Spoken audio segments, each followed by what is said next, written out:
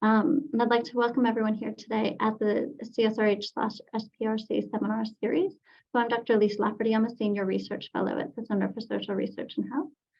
And I'd like to start by acknowledging that we are conducting this seminar on the unceded lands of the Bidjigal people, the lands on which the UNSW Kensington campus stands.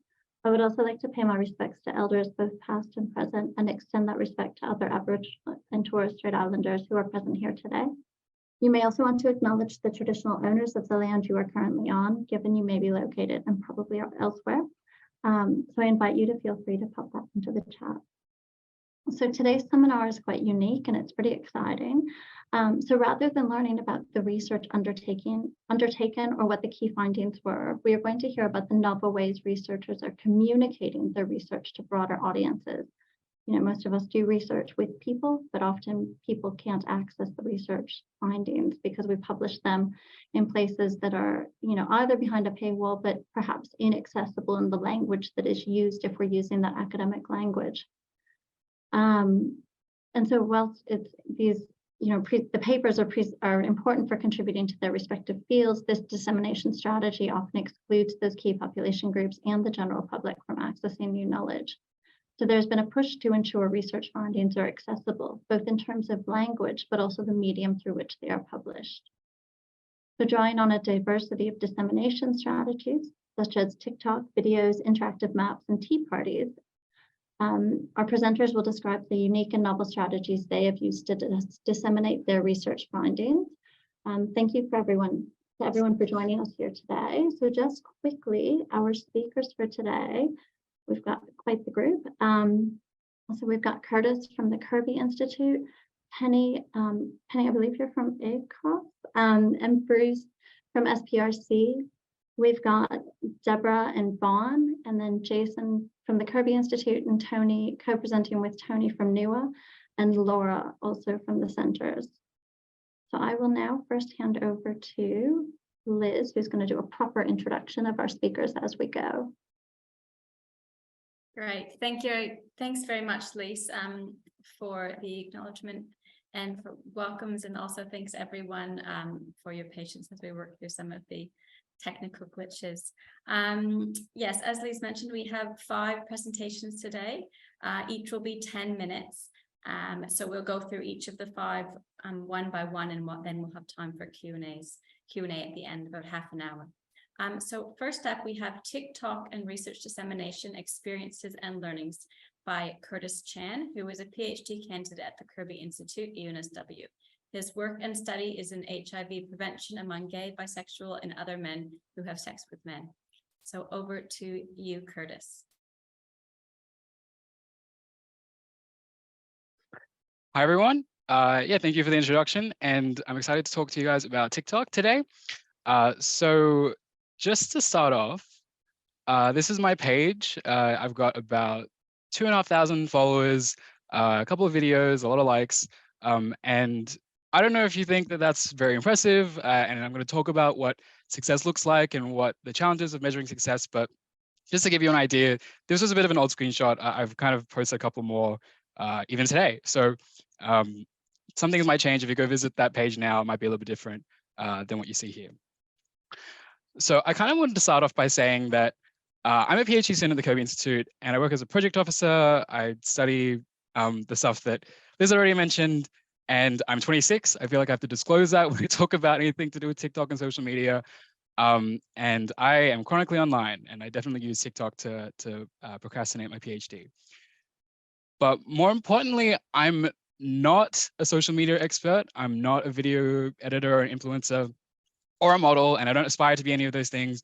I am really a PhD student focused on academia and trying to look at TikTok as an avenue to disseminate some research and do some more interesting things with research, not to kind of be on those platforms as an influencer. And importantly, for this presentation, I'm not going to give you a tutorial on how to use TikTok, and I can't tell you how to go viral because I haven't done that either, but I'm largely going to be talking about experiences on the platform to help you come up with some ideas for yourself. So some of the basics out of the way, TikTok is a social media platform where users can upload videos of about 3 minutes long. Some people can post a longer video, but typically videos are less than a minute long. While you can view these videos on a browser, it's designed to be scrolled through on a phone. And when people think of TikTok, they'll think of it as a kids app with dancing, like the people on the left. But like any social media platform, there's a diversity of content. So the video on the right is a drag queen kind explaining what a Mobius strip is, one of the shapes of mathematics. And there are plenty of great content creators, some professors, academics, activists, advocates. Even New South Wales Health had a really great TikTok following and put out daily content during COVID, which was really excellent. So when I've talked to people who don't really use TikTok, they're often surprised at what kind of content is actually on the app. So here we go. This is a bit cringe for me, but I've been asked to show some of my TikToks. Hopefully the audio will play. So here we go. If you're a gay or bisexual man who lives in Australia and has taken PrEP, there's a good chance that you've taken it daily. But instead of daily, slowly people are taking PrEP around the time of sex, known as on-demand PrEP or 2-on-1 PrEP or event-driven PrEP. So using interviews with 40 gay or bisexual men who have taken PrEP but have also changed how they've taken it, a little more than half said that they preferred daily PrEP, and a little under half said that they preferred event-driven PrEP. Those who liked daily PrEP liked it because they were having sex spontaneously, having sex more often, liked that it was simple, and felt more confident using daily PrEP. While those who preferred non-daily PrEP were having sex less frequently, were more likely to plan their sex, and had some concerns about ongoing costs and potential drug toxicity. So that was an example of me talking about a paper that we published and then kind of talking about some of the results. So actually, it was a bit longer, it was 3 minutes, and I cut it down to a minute for this presentation, but that's an example of what you could do on the platform. Talking about one specific paper, breaking it down, and disseminating it to a wider audience. So here's another example. Painful for me being a HIV positive nurse and not using condoms. I'm doing a PhD on gay community and sexual health, and watching that video made me really sad because it reminds me of how much people living with HIV still experience stigma and discrimination even though they can't pass on the virus. So I want to step outside my usual area of expertise and talk about the research behind HIV-related stigma and its causes and impacts. I think there are two big sources of HIV stigma, and one of them is from the fear of catching HIV. And if you know anything about HIV treatment, you'd know that it prevents the transmission of HIV, and you know that this fear is completely irrational and not based on evidence. And the second big source of stigma is moral judgment, where people will look down on people living with HIV as being irresponsible for catching the virus. Even though the fear of transmission is not logical, we can at least reduce this source of stigma by educating people about things like U equals U. But this moralization thing is a little bit harder to combat. I think these judgmental people could still benefit from education, but if you're one of those people who do these moral judgments or know someone who does, I'd like to point to some research on how that line of thinking is actually detrimental to people's health. Yeah, so that's an example of me talking about other people's papers and synthesizing a body of work. God, this is really difficult to watch myself in this presentation, but I hope that kind of gives you an idea of some of the stuff that you could do. This one actually got a lot of feedback from community partners saying that it was something that they thought was really, good, and someone said to me even moving. So I was really proud of this one in particular. And like the last one, it went on for a bit longer, but I cut it down for this presentation. And lastly, use TikTok to have some fun. Ladies and gents and non-binary friends, my PhD supervisor. And I put some of the likes and comments and stuff. So this was one of my most liked videos. It was 5 seconds long and was just a tweet of my supervisor, Martin, many of you know. And it's just kind of talking about a tweet that he made that was a joke on one of mine. So that's the kind of stuff that you could do just to break it up and have a bit of levity. So why use TikTok? One of the kind of main utilities of it is that you reach a wider audience, typically younger, and it's more accessible. So that stuff that Lisa was saying, that a lot of our research is behind paywalls, this is an opportunity for people to actually be able to know about what you write and know about what you're researching that doesn't require a subscription to a journal or access to a library database. I've put tool for study recruitment. I put this last month. I recently just launched my own survey that I'm trying to recruit via TikTok. I've only got like 30 or so people, so whether or not that's successful is up to you. But It's another way that you could try to get survey participants, advertise studies and stuff like that. And one thing that is a little bit underrated is the ability to talk about ideas and topics without a gatekeeper. So you don't need to be invited to talk at a conference. You can kind of give your thoughts on a particular topic. A lot of people on Twitter, for example, would be very versed in this, being able to kind of share your thoughts on a particular topic. And I've actually used it to do some informal analysis of some survey data and publish it, just kind of tell people about it, and to, get ideas. And for me professionally, it's been really useful for me to connect with other people, academics, activists, not just on Twitter, but on TikTok, and even, doing this seminar is an example. And beyond the kind of profile stuff, it has really helped me simplify ideas for a lay audience. Having to condense down what the key messages of a paper is to a minute, 3 minutes is quite tough. And it's kind of helped me focus my communication skills in that regard. And like I said about the developing the profile, it's really hard to see, but when I posted this TikTok about this informal analysis, someone actually wrote to me and asked if they could, I don't have time to write this paper, maybe they'd be interested if they were looking for someone. We didn't take him up on this, but there's an example of someone reaching out afterwards just from this platform. But there are challenges. So I talk about sexual health content, and that means that it gets moderated. It doesn't get posted immediately. It'll often say this post is under review. Usually that they're only under review for a couple, like maybe an hour, but that might mean that it may not get to as many people as you might think, or as you'd like, depending on the topic. And like I said, measuring success, I don't have a lot of people to compare to, and I don't really know what success looks like. Is it views? Is it likes? Is it these other forms of engagement? And thick skin is required. So this GIF that you're seeing, another content creator who is a PhD student at a different university was called out for some kind of problematic views. And I don't want to go into too much detail, but this sticks with me because he and I have some very similar research topic areas.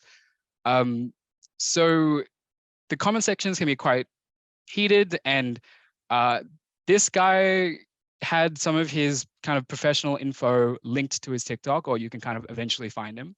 I put my whole full name and where I study and work in my TikTok profile. I view it as a professional profile. So that's just something to keep in mind. And lastly, social media evolves really quickly, and it's kind of hard to know if TikTok will survive in the next 5 years. Those two little icons at the bottom is of a Vine and Musical.ly, both apps and social medias that are now gone. And we'll keep seeing things come and go. So some skills that you might get from here might not generalize to other platforms. So I've kind of given my spiel about TikTok specifically, and that might mean you might think you want to be on TikTok. So my first suggestion is to just download the app, start scrolling for 30 minutes and understand the conventions of a TikTok. You wouldn't make a movie if you've never seen a movie. You wouldn't make a TikTok unless you know what an effective TikTok looks like. There's a lot of content that won't be relevant to you, like the dancing, like the memes, but occasionally there'll be something that works. And you can train the algorithm by searching up other educational content creators and watch their content for a style guide. And I've put in a mix here of social sciences, immunology, physics, psychology, epidemiology, in that lot. If you have any other questions, you can come contact me later and I can give you a more comprehensive list. And finally, learn what these 3 words mean: duet, stitch, and sound, and how to use them. They're kind of tools of the platform that would be really useful to understanding what makes TikTok more unique than some of the other platforms out there. But what if TikTok isn't for you and then you want to try something else? Some things that you might want to keep in mind: are you comfortable hearing your own voice? Like right now, I'm doing this presentation. If you are, some platforms like YouTube, Instagram, even a Facebook page could work. Some more out there ideas might be a Twitch channel for gaming, but people do that for art and just chatting. So there might be something there for research. Pinterest, who knows? I kind of half jokingly put in OnlyFans.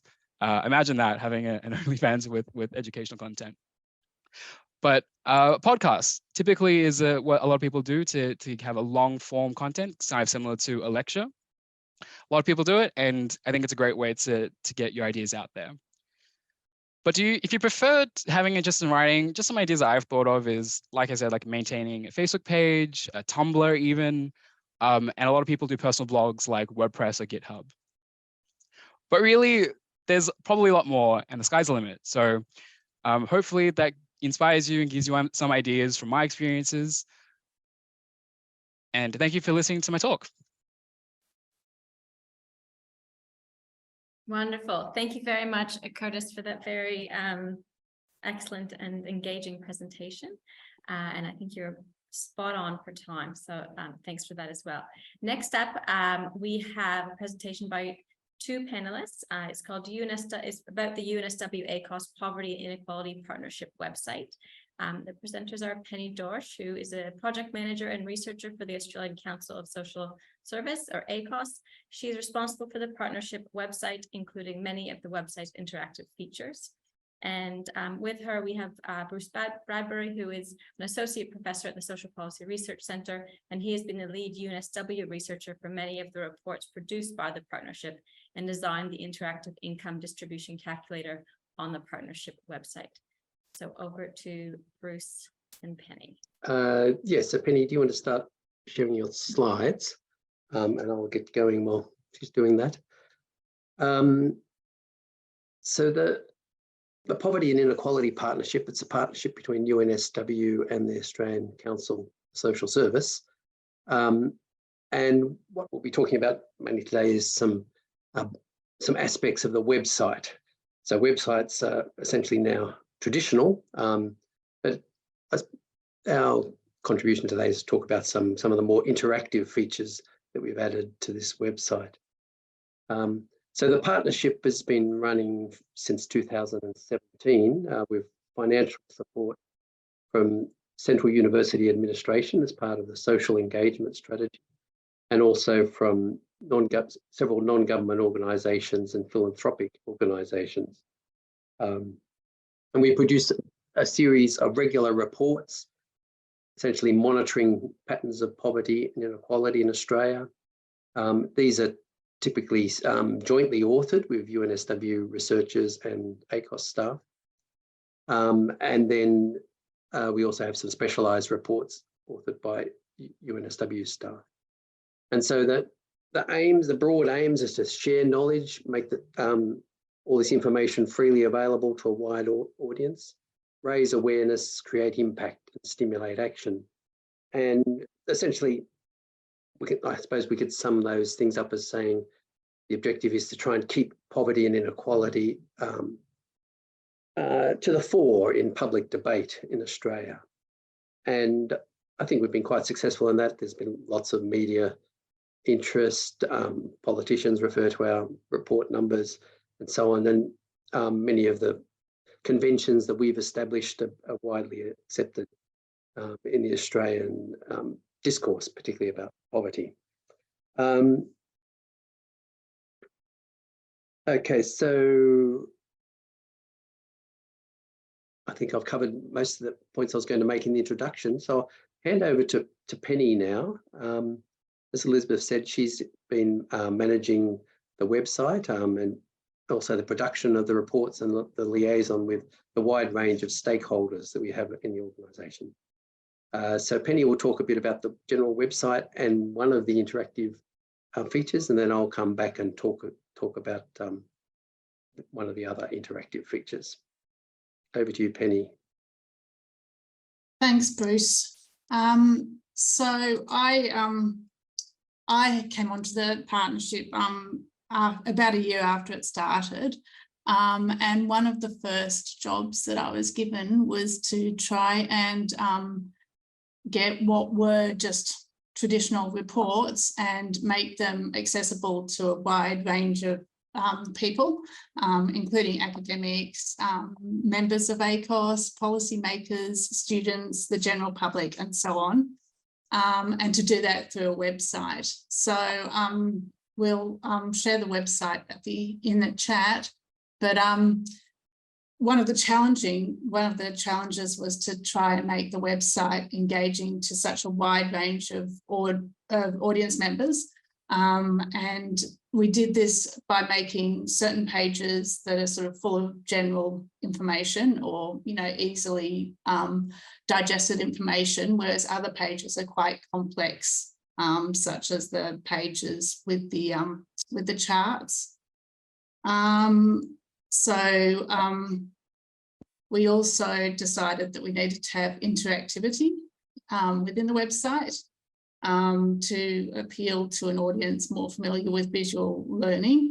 And so I just really mean young people, because I've noticed with my own young people that they tend to be more visual learners. We had to do all this with limited resources. So we had to sort of bring in experts and use various software applications that fed into the website. So the way that we did this was we got our traditional reports and we divided the reports into sections, based on the sections within those traditional reports. These have then developed and changed over time, and we used the software called Infogram to actually turn the data within the reports into interactive downloadable web page content. So if you're looking at the website, there's a section that's just called data, and that includes all the charts from all of the reports. And what we did there was we've created a couple of tiers of information, of categories, I should say, a couple of tiers of categories. The top ones being poverty and inequality, and then we've created categories within each of those to reflect the various parts of the report. I'm just going to go back up to my previous slide. So each of the categories was divided into further categories, including headline charts, which are the key findings of the report, who's affected, which are the demographic groups that the reports talk about, how it's changed, that's the trend data within the reports, and how Australia compares. As COVID hit, we had to add COVID-19 into the top tier of categories, and housing and homelessness was added into the second tier. And the reason that housing and homelessness went into the second tier of categories was that we wanted the top categories to be poverty and inequality, and then COVID-19, because it's so important. It was so important at the time and still remains fairly important to our work. So on the left of the screen here, you can see that's the traditional report page. And then on the right of the screen, this is what it now looks like. You can see that there's the second tier categories here, category here, and the top tier category here. And then at the bottom, so what we've got is at the top of the page, we've just kind of got an introduction to what's below. And then we've got the graph itself. And then as we get more information, we can add sort of extra years to the graph. So you can see this graph has 2015 to 16 and 2017 to 18 data. And then at the bottom, we've got the kind of analysis of that chart and related resources. My second example is interactive maps. So we wanted to map income support data, especially the supplement, which was introduced in 2020 as a response to COVID-19. And so that went to certain previously known as New Start, otherwise known as the DOL, and other similar payments. So what we did was Bruce produced what you can see in front of you, which is a spreadsheet just showing all the Australian electorates, and then who won that electorate in the last election, how many people were receiving the payment before COVID, how many people were receiving it during COVID, and then the percentage change and the number of people, the number change. So the number of people who were eligible for those payments before COVID and the number of people who were eligible for those payments after COVID. And so, so this is the result. We've picked Cook, being the former Prime Minister's electorate. And so what you can do on the map itself is you just hover over a certain region. This isn't live, so it's not showing you. But you hover over a certain region and it gives you the information. And then the colours show the just the increase by number. So the hotter or the darker colours are the areas where it's increased more, where the numbers increase more, and the lighter areas where the numbers increase less. I don't know how I'm going for time here, but I was going to do like a bit of a live demonstration. Can someone tell me how we're going for time? We've got a couple more, 1 or 2 more minutes. I think it'd be great to see a live, how it works. Well, except that Bruce was going to do a live demonstration of his income calculator. So I might pass back to him for that. And if we've got time at the end, I can do a demonstration of how the maps work interactively. Does that work? Yeah, let's do that and we'll keep moving along. So I'm just going to share a screen. Yep.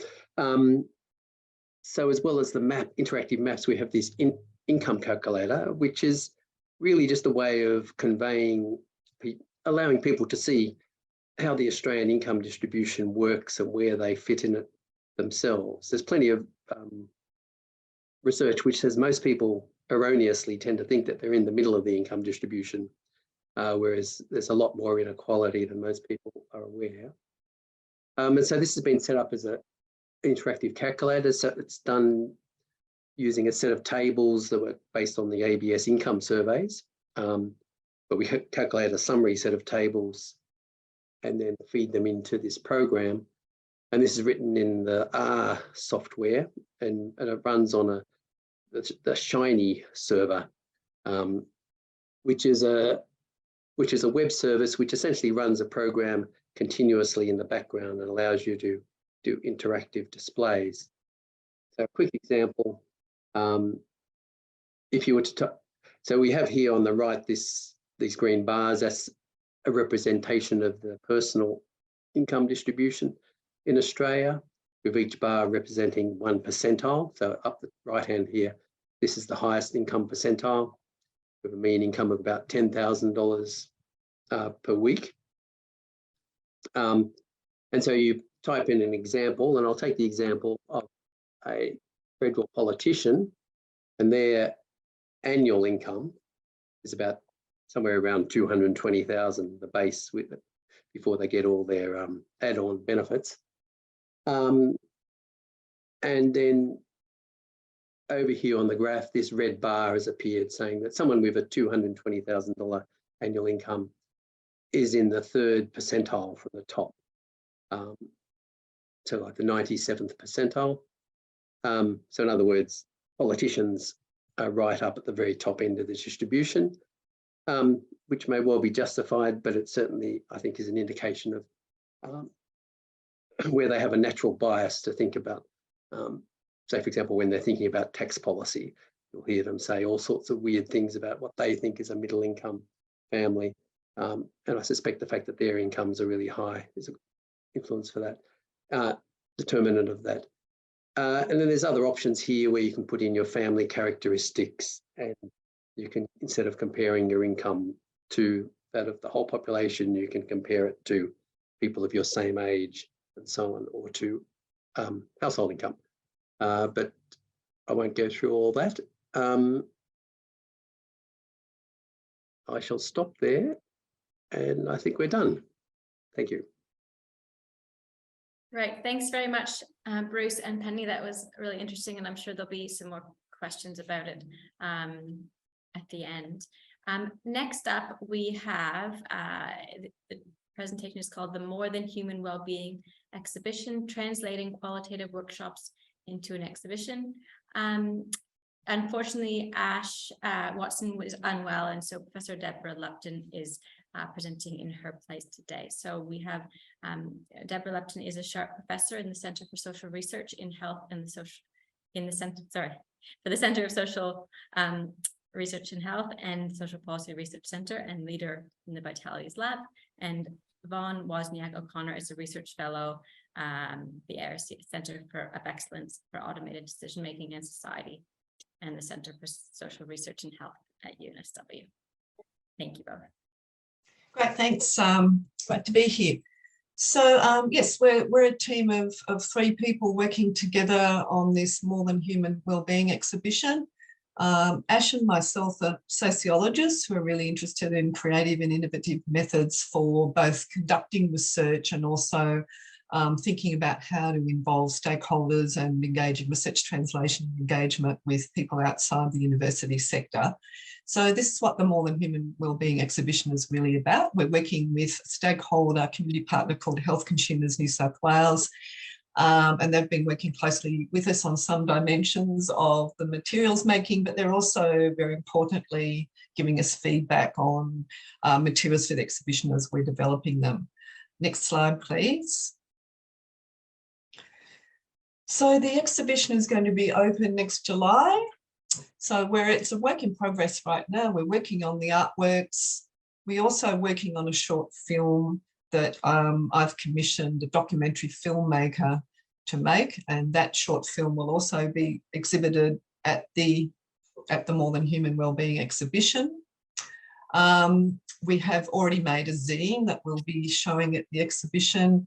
And we'll also be having, for those people visiting the exhibition, we'll be having hands-on sensory activities. And here's just some images when we're unboxing the materials I ordered for these sensory activities, just to give you a sense, a bit of a taster of the kinds of things that we'll be inviting people to do when they come and visit the exhibition. So not only is it about viewing the materials on display that we've created, it's also about really inviting people to get in there and have a bit of fun and have a play with some creative activities. We also have a related event that we've planned called Health on Display, which will be held in October next year. And we're going to be inviting people who are working on similar projects, exhibitions for research translation and engagement around health and medical topics. So look out for that, because I think that'll be a really interesting way for people working on other exhibitions to talk about what they've been doing and how they did it. Next slide, please. So here's just a bit of a timeline, just showing the process that we've been going through to get the materials and to get the exhibition ready for showing. So we held some creative workshops with Health Consumers New South Wales to generate materials that will be used in the short film. We've also had ideation meetings with Health Consumers New South Wales. We had an advisory group, and they've also recruited participants for us for the workshops. So they've been involved at those different stages of the process. We've done prototyping. Vaughan is the art maker part of the team. So he's been very much doing the prototyping and responding to the concepts that we've been developing. With having meetings and feedback with our advisory group. We've been making the artworks, and we're at that point now where we'll have some photos of artworks we can show you. Vaughan will be showing you very soon as part of his presentation. And then working towards the public exhibition and display. We will be doing some kind of preliminary displays of the materials early next year, just to get some feedback from audiences before we fine tune the exhibition materials for the opening in July. Next slide, please. So key questions we'd like visitors to explore when they come to our exhibition. How do you learn about your body, your emotions and your health through your interactions with the natural and human-made world? What do these elements of the natural and human-made world learn about you as you move through your life? How is this information shared or transmitted between you and the world? How can you show this using materials provided? And that's where we're going to be inviting people to engage in those hands-on sensory materials that we're providing for them. how can you use the materials provided to represent your body's feelings, moods, and health or illness states? Now, what we're really trying to do, this is a project within the, as Liz mentioned, the ARC Centre of Excellence for Automated Decision Making and Society. I'm the leader of the health focus area of that Centre of Excellence. And what we're really trying to do is go beyond the focus on digital data and how digital data are generated about our bodies and health with and through our engagements with apps and online platforms and when we search and so on. Understanding that those are important pieces of information about our health and well-being, but also that there are many ways that we learn about our health and our bodies and our well-being with and through non-digital dimensions of our world. So we're really trying to show how they're all part of the same sort of natural/digital ecosystem of knowledge and learning about our bodies and health. So that's really what we're trying to do with this exhibition, to really sort of sensitize or attune people to those entanglements and those relationships that they have when they're going through their lives and learning about themselves and seeking to find better health and well-being. Next slide, please. So one of the online workshops that we conducted, one of the activities that we did was we showed our participants photographs of the natural world around us that we took. Ash and I took these photographs, and we asked people to look at these images. And as we scrolled through them, we used the Padlet platform to upload these images, and that's just a screenshot from the Padlet platform. And as we scrolled through them slowly, we asked the participants in our online group to say if anything about these images sort of conjured up some thoughts and feelings about how they related their health and well-being to aspects of the images. Next slide, please. So there were some really interesting responses from people when we asked them to look at these images and the sorts of reflections that they came up with. Here's just some of the responses that we had from our participants. As you can see, they're quite poetic. They're really, really generative in understanding the entanglements that we have with our bodies and our identities and our health and well-being with and through the natural world. And so what we've been doing, I mentioned the short film. So the script for the short film will actually be taken from our participants' words, where we've invited our team members, but also other members of our research group to revoice these words that our participants used in the online workshop. So it's actually our voices, but using their words. And the filmmaker is making some lovely images to go along with their words. So that's all part of this short film. It'll be about 5 minutes long that we will be showing in our exhibition. So I'm going to hand over to Vaughan now to talk about the art making process. Thanks, Vaughan. Thanks, Deborah. I'm going to try and keep on time because I could probably talk for quite a bit about this project. Yeah, it's really great to hear from Penny and Bruce as well, because I think that this thing of rendering data is a really interesting thing that we're kind of interested in a way, but I guess in some ways approach it from a different direction, from more of an artistic capacity. So I guess my background is more coming from the creative and practice-based research context, particularly in making artworks and in exhibition making. And I guess in that context, NTROs are very much often a bit more prevalent than in a kind of a sociological context or kind of other humanities contexts. And I guess it's really fantastic thing about this project is the relation between the creative workshop element and then the translation of those materials into artworks, or the way that those workshops form generative materials for then to create artworks from there. Just to kind of touch on some of the art objects that kind of came out of this project that kind of were informed by the creative workshops, but also just kind of our broad interest in trying to represent or kind of render this entangled relationship between health data and the kind of more than human world, and the kind of, yeah, this very much complex entangled relationship, rather than it being necessarily like a kind of more straightforward rendering or kind of infographic style. Yeah, we used artworks as a way of trying to start to show this entangled relationship. And these are the kind of the artworks that we've kind of come to create through this process. Just in terms of the actual fabrication process for these works, my interest is really in digital fabrication and in like data physicalization practices, but also I think in this kind of project, it's particularly interesting the way that something like digital fabrication can be used to really highlight this or kind of trouble this relationship between the digital and material in quite kind of interesting ways. So this is just the kind of the workflow or how we kind of came to make a couple of the artworks. So using traditional handmaking practices as well as like 3D modeling and then kind of data rendering techniques. And just in terms of the kind of future directions for the project, Deborah mentioned that we intend to do a series of exhibition-based projects where we're working on showing some of these artworks to participants from the Health Consumers New South Wales group, and then getting their responses in turn, and in terms of how that these works might reflect how they think about their health, and also how these approaches to rendering health information or health data might come to capture some of the more complex relationships between these kind of practices and processes.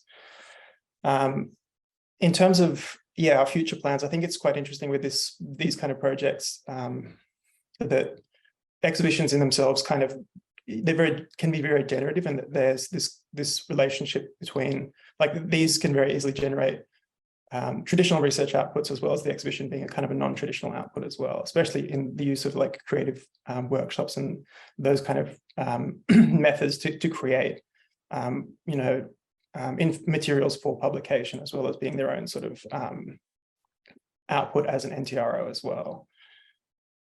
So I might leave it at that, just to not to chew up too much time. So that's me. Great, thank you very much, Vaughan and Deborah.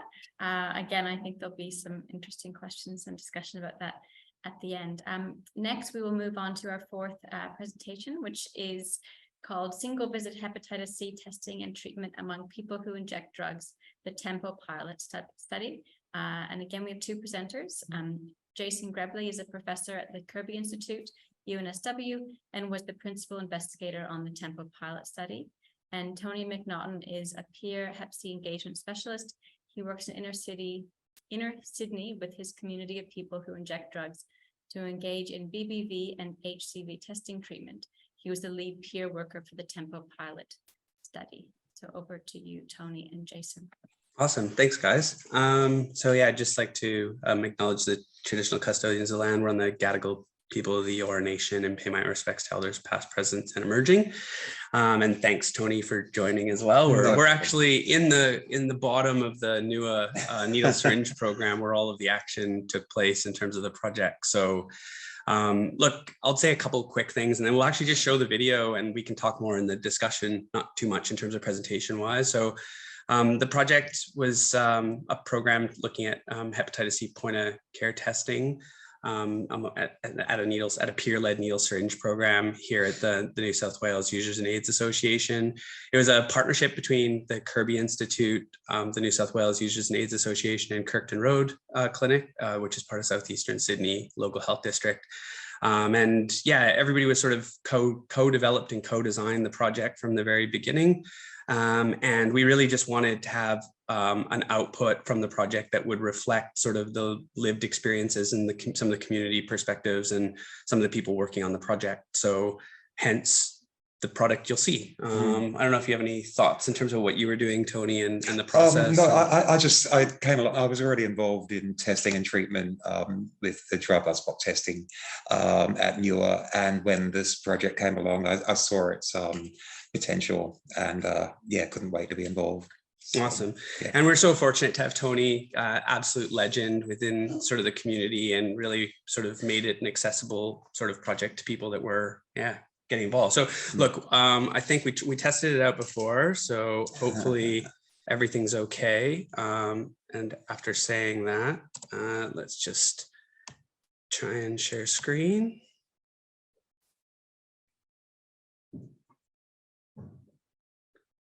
All right, so is that okay, Liz? You can see it? All right, so.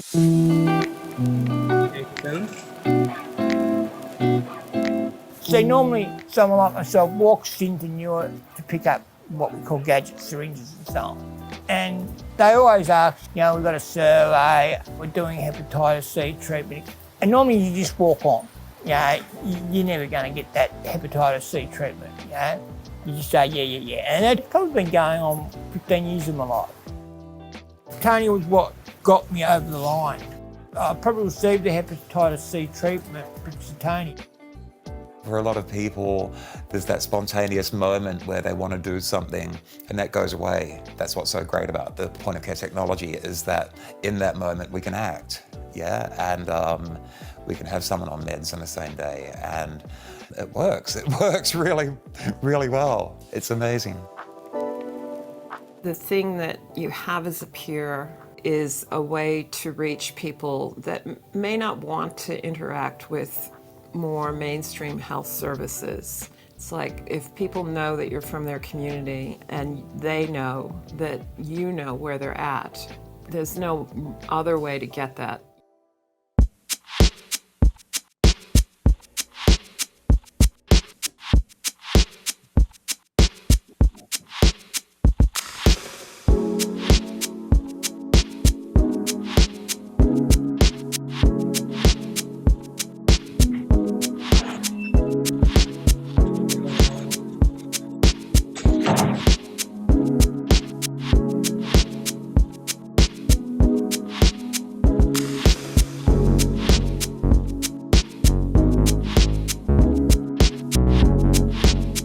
One of the most important findings from the Tempo pilot study is that we were able to engage nearly 80% of people in treatment for hepatitis C.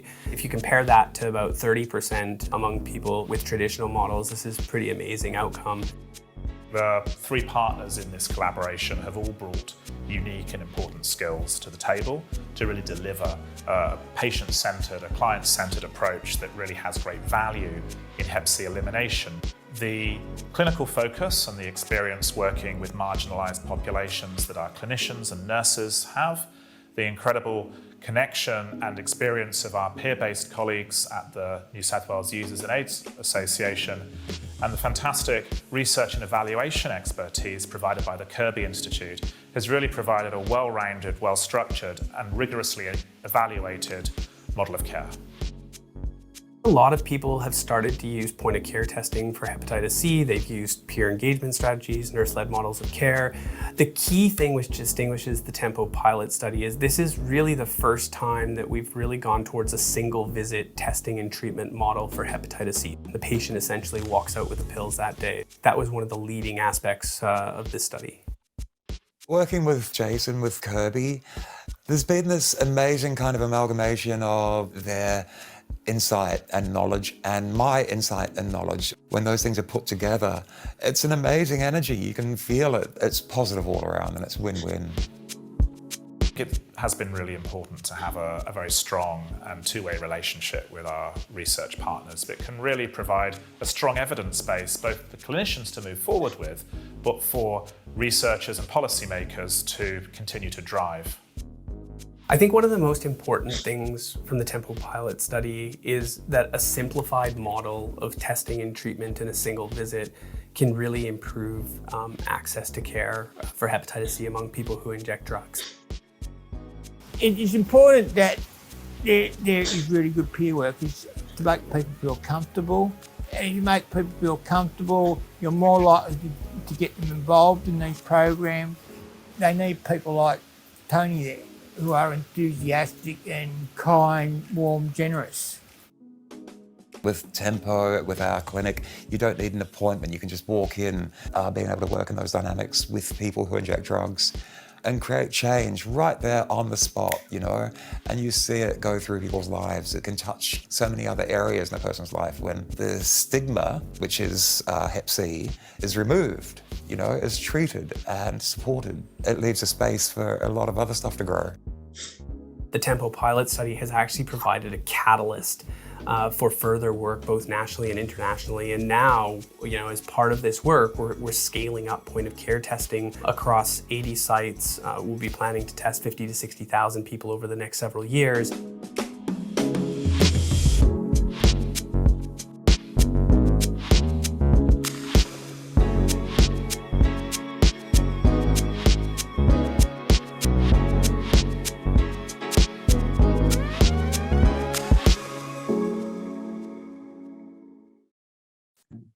That's great. Cool. So yeah, thanks so much. And again, I forgot to mention Connor Ashley is the digital storyteller and filmmaker who pulled that together. Yeah, so look, happy to answer any questions. I think we can probably end it there. I think that sort of says enough. So Fantastic. Thank you so much for joining us for the Caribbean Students. Oh, good. I thought there was someone else slipping in, but it was just your end. What happened is it just cycled through off the website to the next thing. It just so happened it was a seminar. So no, that's fine. I was frantically trying to find the person to mute them, so it's a better outcome. Great, thank you very much, Tony and Jason, for that video, which I've really enjoyed watching. We next up have our last presenter. The title is Pot Plants and Green Thumbs, a talk and workshop by UNSW.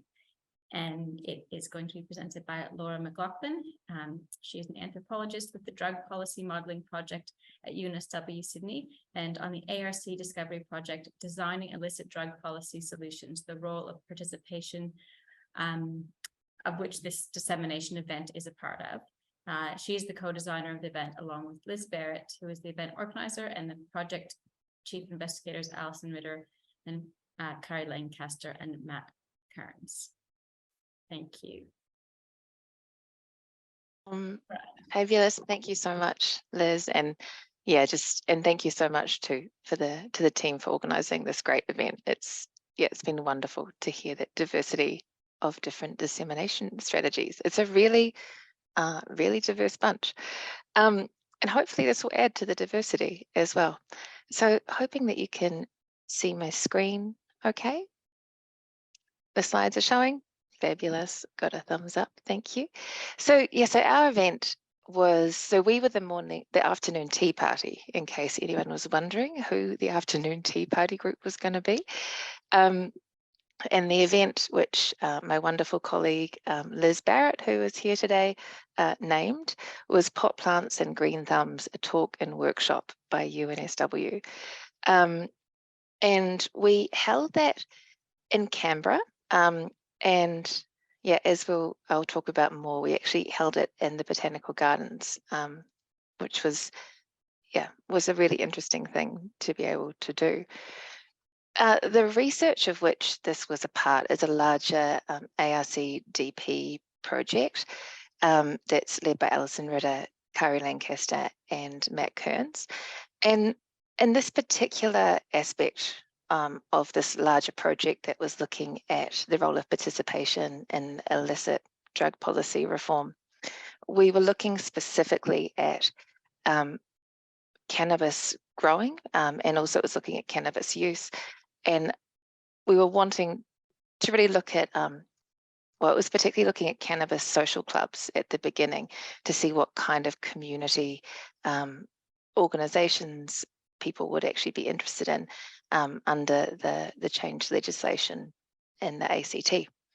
So that was the first part. And then coming out of that first lot of interviews that was led by Liz and also by our colleague Richard Mellor, we became really interested in the plants themselves. And my background is in multi-species ethnography, so that was also a particular interest for me. And for some of the people that we interviewed, it was also of real interest as well. So we did some follow-up interviews that also made use of photo elicitation techniques. And Liz and I carried out those interviews in the fieldwork with them. And one of the things, you know, that really led to wanting to do the event that I'll tell you about in a moment was that as we read through these, well, as we did the interviews and then later as we went back through the transcripts, we were seeing some really quite clear trends amongst the people that we did interviews with. And that was that people were feeling that there wasn't, and this was all people who were gardening cannabis, and people were feeling that there really wasn't a source of knowledge that they could, some people were able to, you know, get a whole lot of knowledge from different places, but there weren't things that were specifically related to the conditions in Canberra. And if any of you know Canberra, it's quite a specific climate. People wanted more growing tips, but they also wanted those growing tips to be normalized. And there was some feeling of worry with some people. And the people that we interviewed, you know, had some quite Canberra typical jobs as well. So many people were working in policy. And were wanting to actually just have it a bit more normalized, to better talk about their gardening and how much they were enjoying it. And so Liz and I had this dream that maybe we'd be able to get Costa from Gardening Australia to actually host an event. And we did try, but it didn't happen, sadly. Yeah, people really wanted to learn from other gardeners and also wanted to better meet other gardeners as well. And so, you know, there were some people who you know, had particular health conditions that meant it was actually hard for them to grow cannabis, and others who were actually just growing for the pleasure of it and had stopped consuming altogether and would have loved to have shared with people, but weren't actually connected to other growers. And so we really thought about this and thought, well, what about giving back? You know, and what about actually having an event that's just about meeting some of those needs that actually we saw that we could meet, of actually introducing people to each other and holding a platform where knowledge could be shared. So there were a whole lot of questions, I'm sure you can imagine, behind how we were going to do this. One was around where to hold it, you know, and could a location actually help to contribute to the work of reducing stigma, which was something that our participants felt really strongly. Who were we going to invite and how would we protect the anonymity of our participants? And also, what did we actually want to do in this particular event? And in the end with this, we decided we wanted to have a balance of sharing our findings, but also allowing for the knowledge in the room to be able to be shared, and for people to be able to build connections. And when we're thinking about who was going to be in this room, of course, we wanted our participants to be there, but in order to protect their anonymity, and also to open up this conversation to other people who are gardening cannabis, we put out an open call inviting people to come to this event, and then sent individual emails to people who have been participants, inviting them, and also explaining that we wouldn't be able to greet them, you know, with their name and showing that we knew them in order to actually protect their anonymity. And another thing that we were wondering about, as well as we were preparing this, was how to actually encourage participation.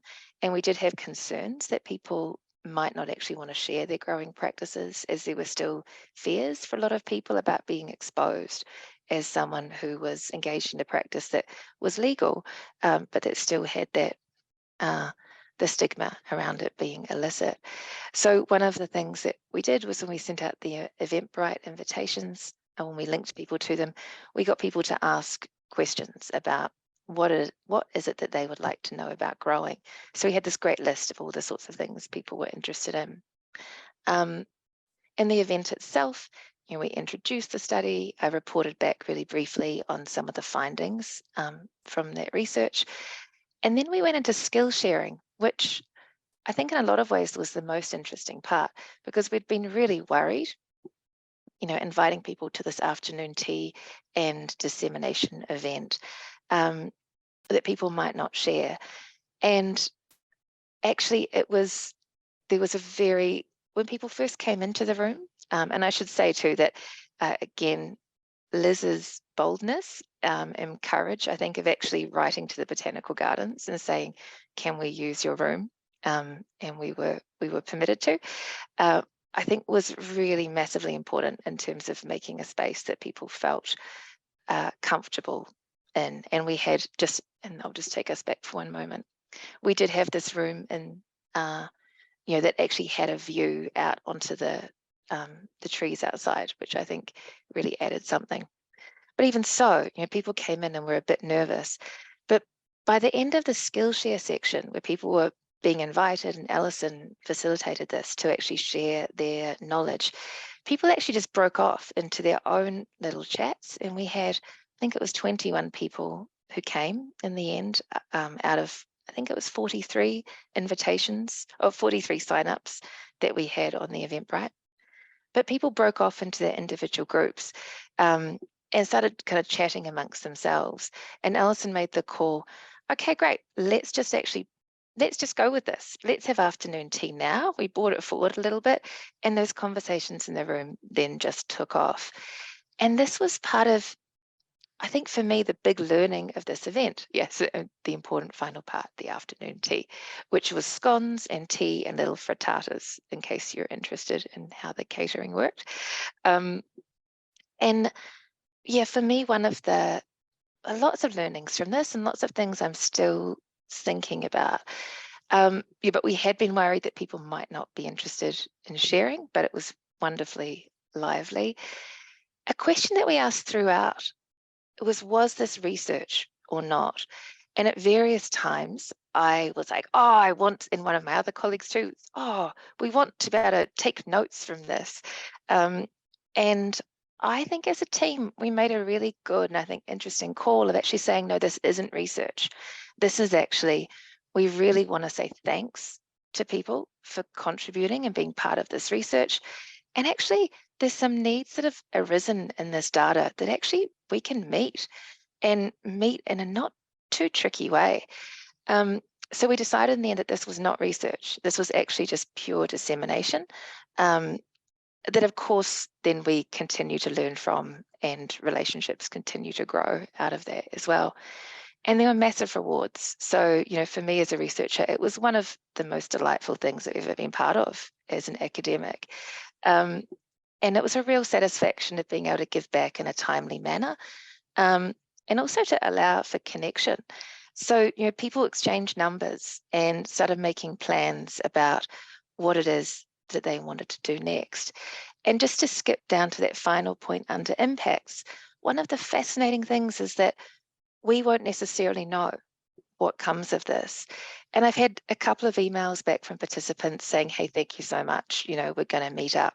But some things we won't know. There might be fights that happen that that we don't know about, or real friendships, or the ability to to work with people. And that's really interesting, that kind of, and this was Alison's term of blowing on the dandelion, and the seeds go off, and what's going to happen to them, we don't know. And the other reward was actually feeling that we were part of the work of shifting stigma. I think having a room in the botanical gardens, like, well done, Liz, for getting that happening, and just having afternoon tea together felt really important.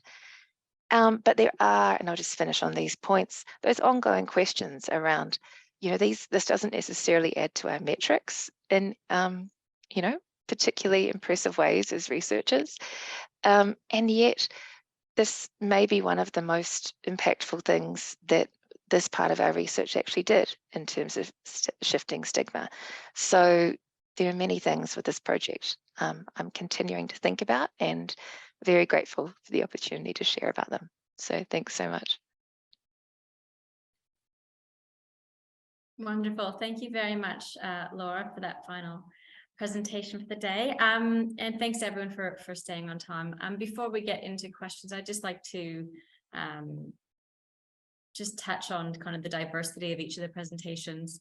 We made the call for expressions of interest. We didn't really know what we were going to get. And I think it's been really just fascinating seeing across disciplines, across different methods, some visual outputs, interactive outputs, artistic outputs, social outputs.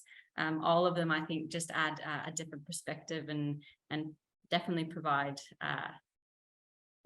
kind of food for thought to think about how it might inform and influence our own our own outputs as we do research. So I don't want to talk anymore. I'd like there to be lots of time for everyone to ask panelists questions. We may, Lisa's going to do more of the facilitating, so I may hand it over to her, but there are a number of questions in the chat that we might start with a couple of those, but I'll hand it over to Lisa now, and just like to personally say thank you to all of the presenters. Thank you. I'm going to reiterate that thanks, and that was just amazing, and I loved the diversity of topics and the diversity of approaches, and just the different ways that people were engaging with different populations and broader populations. It was fantastic. There were a bunch of questions that came up in the chat throughout, so I've documented them, so I'll be asking them on behalf of people. I know that some presenters probably received direct message questions as well, which they may or may not have responded to. So I will flip over to you all at some point. But just to start off with, we had a question from Terry Mason. So it's, these are going to be in order of our speakers. So first off with Curtis, for TikTok, did you have any concerns about copyright? Yeah, I wasn't exactly sure what was meant with this one, because, insofar as that those videos, are hosted on a different platform, I guess someone else could take them or use them, but kind of part of the platform is that those videos are meant to be duetted and stitched, which is meant to be used by other people to, in terms of the data, there isn't, they're always presented in such a way that they can't really be like taken from someone else. Whoever asked that question, do you want to speak up and clarify what you mean by IP and copyright? Hi, thanks. Yeah, I just meant, especially with social media, how it is today and all that sort of stuff, like, are you concerned about people taking it and doing other things with it?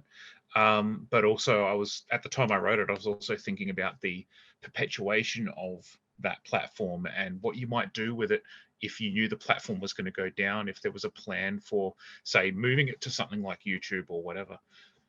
Thank you. Yeah. So I was actually at a seminar 2 weeks ago that were by some visiting academics from Griffith who were really social media experts about, they were promoting stuff on social media, like making social media content in partnership with Griffith University, and they had to sign kind of some like legal documents to talk about ownership of who has that content, and they had an agreement that worked for them. So that might be something that you keep in mind if you're using kind of your institute or your school's branding, who's going to use it that way.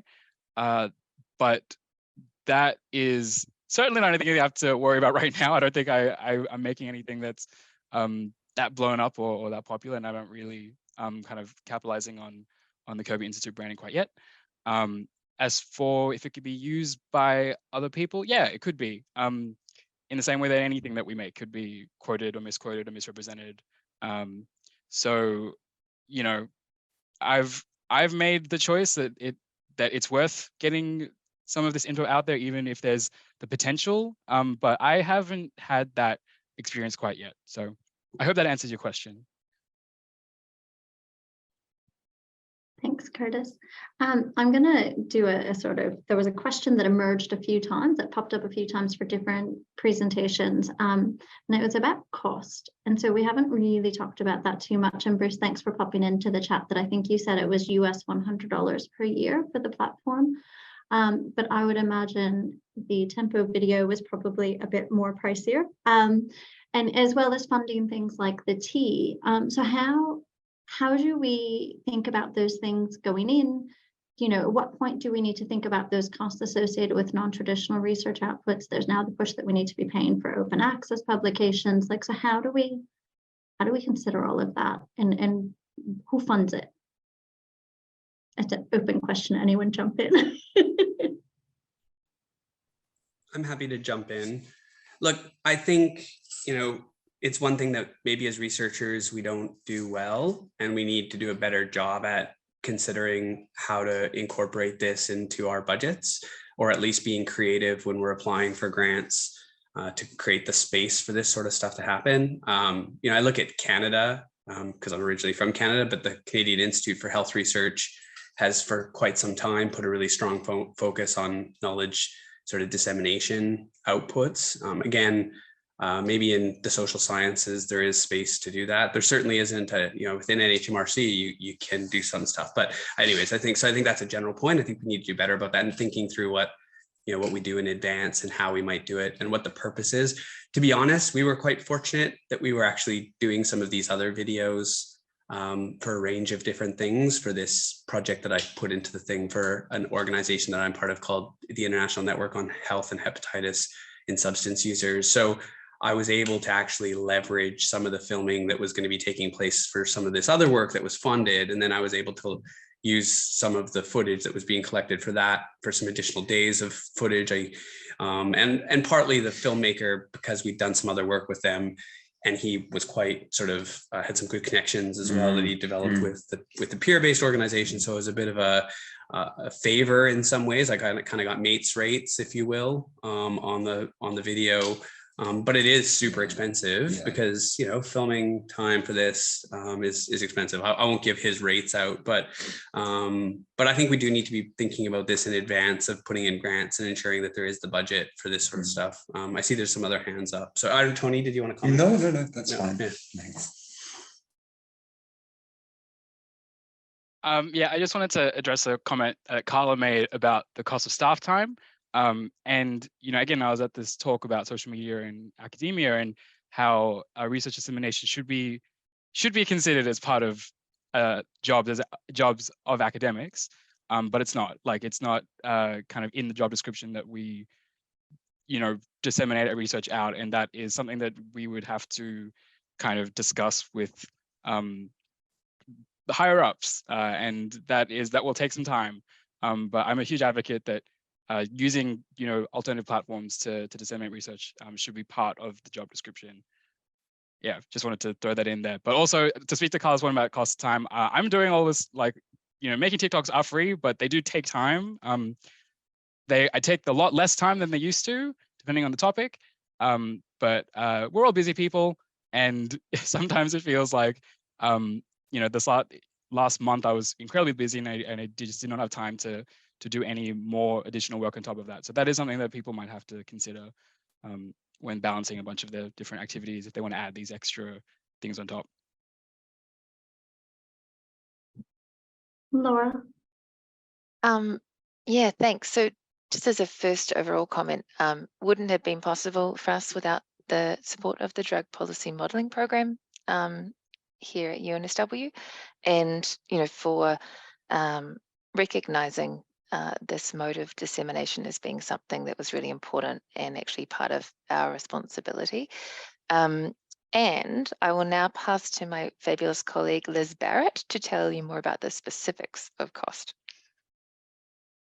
Yeah, so the actual event itself was $600, which I've organised a whole, and that was the room and that was the catering.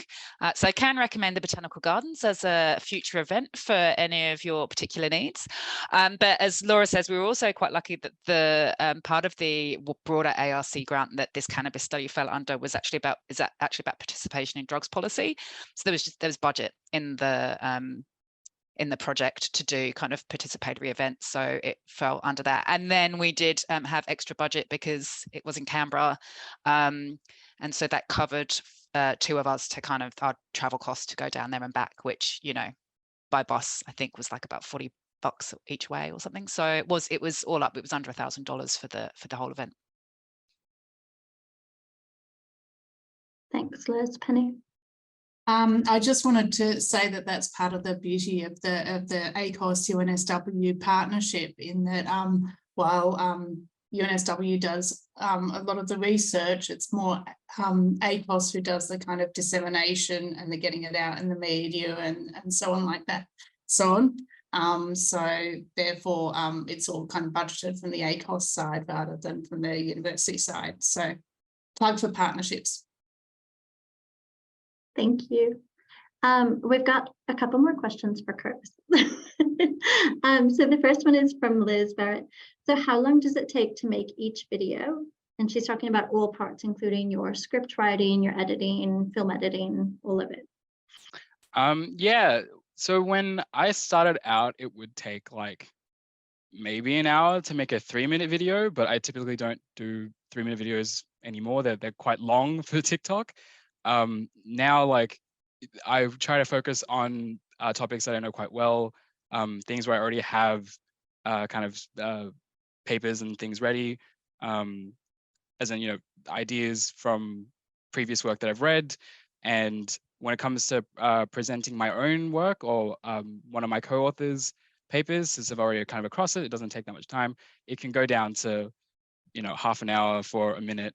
In terms of video editing, I initially used the TikTok app's native video editing platform. That is really intuitive. I think this is kind of what I mean by people should just try it. People have told me that it looks intimidating to add all these things. It really is actually quite simple. It's designed to be very user-friendly. And I'm only now experimenting with other kind of video editing apps on my phone, but never on like a computer or anything, nothing that takes kind of actual technical training. Yeah. Excellent, thanks. And then we had a couple of questions from Geraldine Townend. The first, and I know, Deborah, you've just responded to this in part in the chat box, so thank you. But the first is around ethics for recruitment, using TikTok as a recruitment. So if you want to answer, and then I'll ask the next part. Yeah, so in the survey recruitment or recruitment of participants, we specify that we'll use social media channels.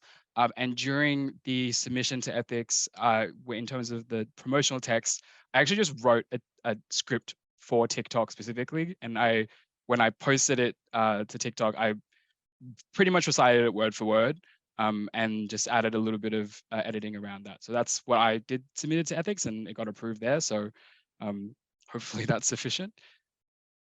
Excellent, thanks. And the other question is, and I think there will be a number of people who this is for, people over 40, people out of the TikTok age group. You outed your age early on. So how do they get started? I cannot stress that there is a very diverse bunch of users and creators on TikTok. The first person I thought of was this creator named Anne Russell, who is this older British woman who gives you advice on how to do basic like cleaning tips. It feels like like your grandmother telling you how to do chores for the first time, which is really great. But the other creators that I mentioned in my slides, which you can come ask me for it later, some of these are really high-level academics who are not in what you would typically consider the young people's TikTok demographic. I really want to shout out Professor Casey. I think is someone who's really relevant to people in this call. She's a kind of technology ethics person. So a lot of really, really interesting stuff, and she gets to talk about some really interesting topics. I'm not saying that she's old, she's definitely not, but I'm saying that she is not what you would think of with like the 14-year-olds doing TikTok dances. So really, really do not underestimate yourselves as people who could do well on a platform like TikTok, like Instagram. Yeah. Excellent, thank you. So we just need to brave it and get on there is what you're saying. Excellent. And I just saw a big kudos from someone for you who does some volunteer work at her local AIDS council, praising your work on TikTok. I think I've covered everyone's questions in the chat, but I think I've lost a bit of the chat at one point. So if I have not answered your question or your question has not yet been answered by someone, please feel free to raise your hand now and ask away.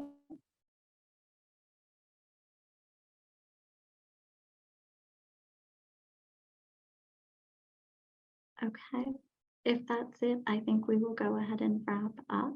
And I would love to thank everyone again for all of our speakers today. That was just amazing, seeing all the different things that we can do and some inspiration for creativity as we go forward with our research and how we share those findings with people, with broader audiences. And thank you for everyone for joining us today. I know it was a longer seminar than usual and it's late in the year. We're all incredibly tired. So thank you very much for joining us today.